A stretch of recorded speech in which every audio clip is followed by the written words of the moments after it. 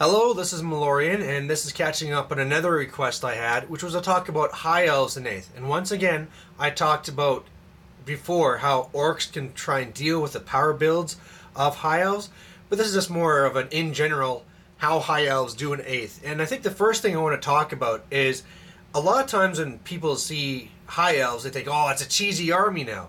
And the reason why they say that even more than they said in 7th is because now with Always Strike First, not only are they always striking first and smashing you before you smash them, but now you get to re-roll the hit if your initiative is better than theirs.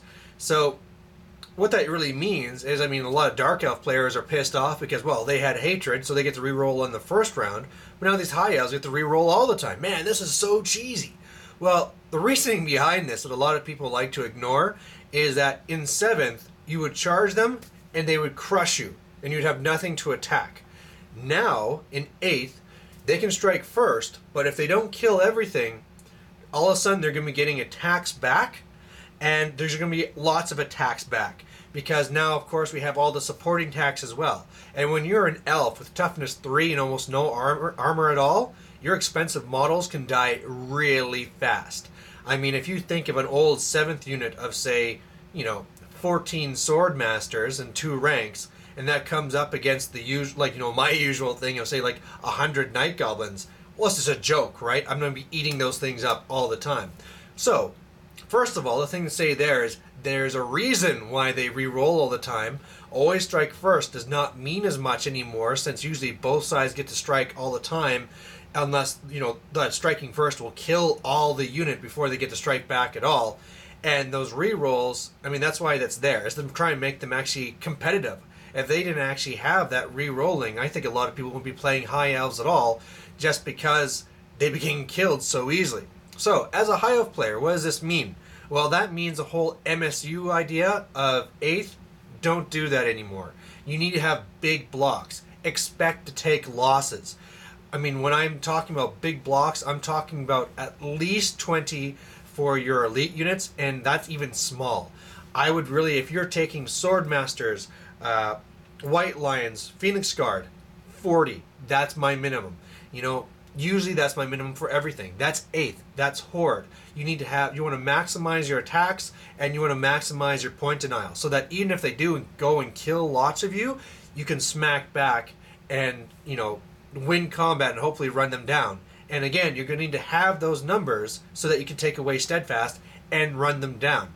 The one nice thing that you can get away with High Elves in 8th is actually run them not horde formation, but actually lengthwise.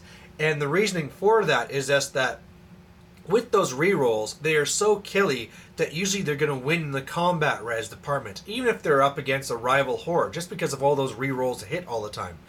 And with that, the last thing that they want to do then is to have an ongoing combat where little spearmen can keep on killing their expensive, sword masters. So they want to win combat, take away your steadfast, run you down, move on to the next.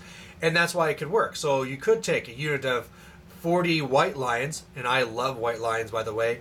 I'll get to that in a second. And, if you'd ever looked well that, you want to go to the horde formation, do that. And then when you need to break them, go to ranks. Now, when it comes to the main elites, like I said, you have your White Lions, you have your Sword Masters, and you have your Phoenix Guard. When you're trying to decide between those in 8th, Sword Masters, remember that once you go to a big unit, sure they have 2 attacks, but you're only going to be getting 1 from all those supporting attacks, so it's a little bit of a waste. As well, of course, as everybody knows, Sword Masters have a little bit of a bad armor. So, and against people, they're going to be getting a lot of attacks back. Probably not a good thing to have.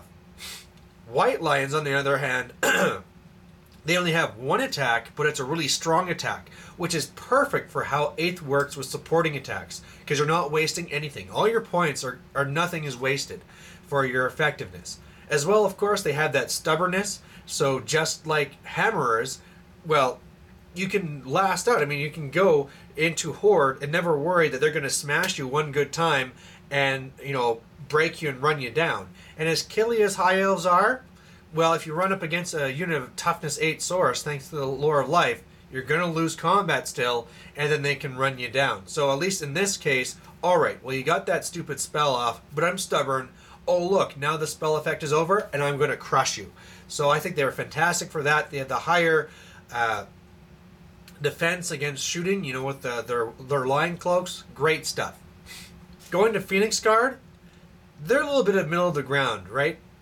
They got one attack, which is strength 4, which is alright. So you're not wasting anything, but you're not hitting really hard. But at the same time, they're really good defensively. They have that 4+ ward, and the great thing that you can be using that for is now if you get magic resistance, those two combine.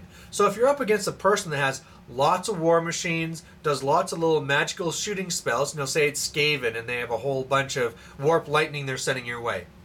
Well, this unit would be great.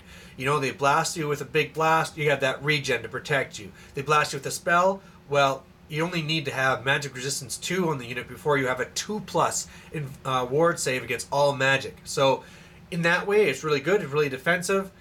It's just, again, that when you get to combat, it's going to be kind of more of a slow grind, which high elves kind of want to avoid. So if you're going with a huge point denial type system, okay, I can see this. And that's where there's the Phoenix Horde Star, where you just take as many Phoenix Guard as you can.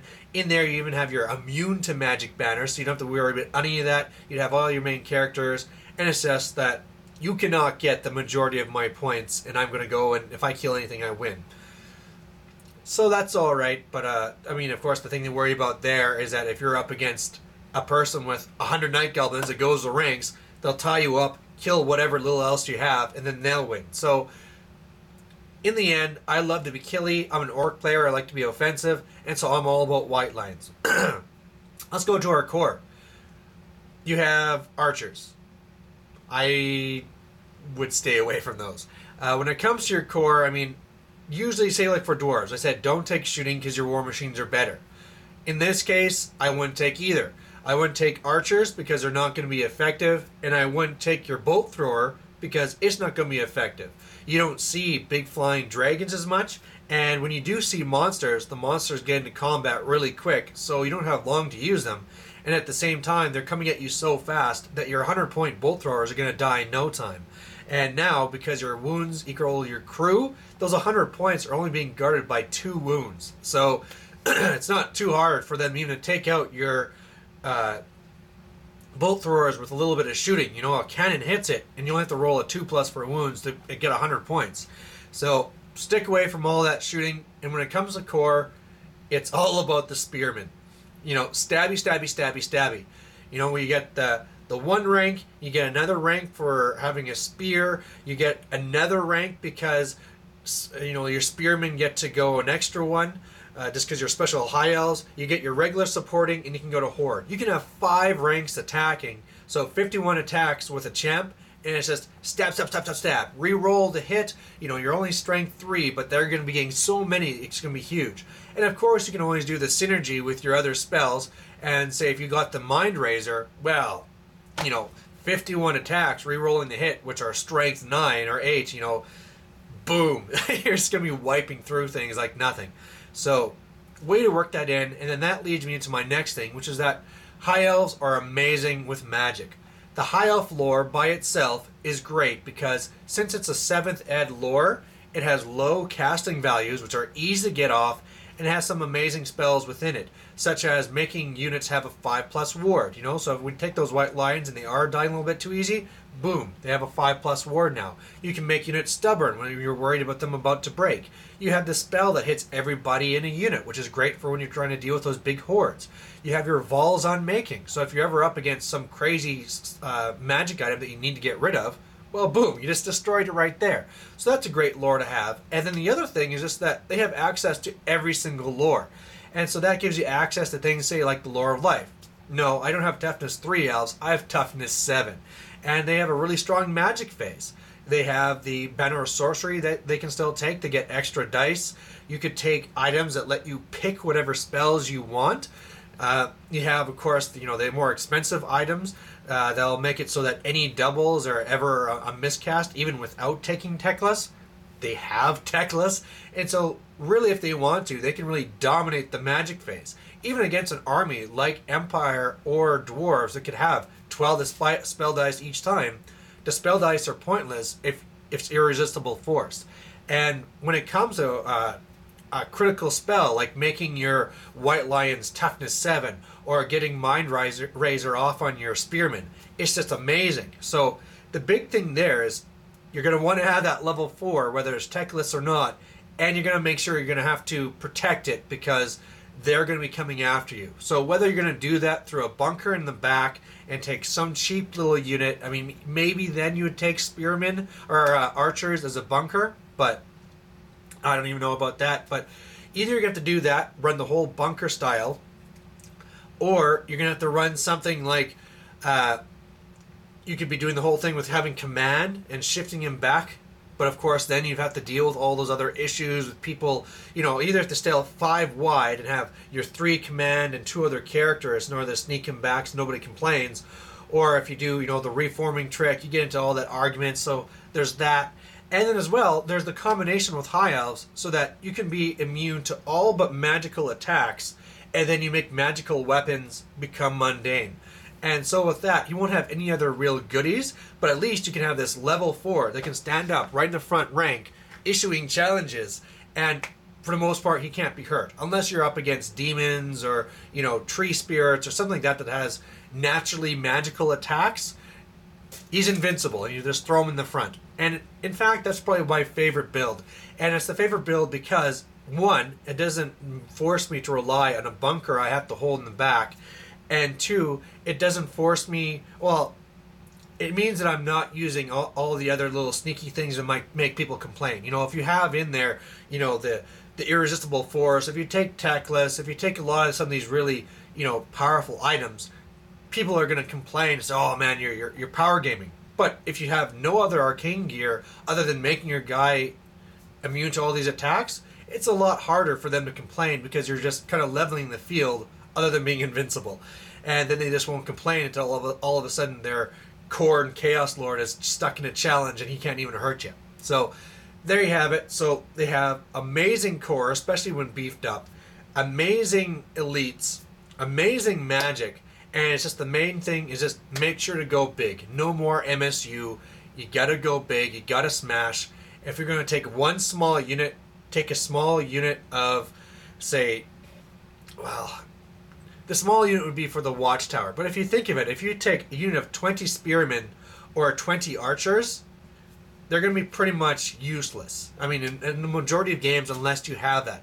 I mean, sure, you could say that 20 spearmen are going to be in your bunker for the mage other times, but for the rest of it, you're better off just spending those points to become more offensive with your other units so that you can take that tower if the other opponent has it, or you could always just do my whole Watchtower Blitz and just take it right away with a unit of 50 White Lions anyway. So there you have it. High Elves, not broken. Anybody that tells you that the Arc is going to reroll all hits, send them my way. I'll set them straight. And otherwise, they are doing pretty solid. So there you have it. Bye.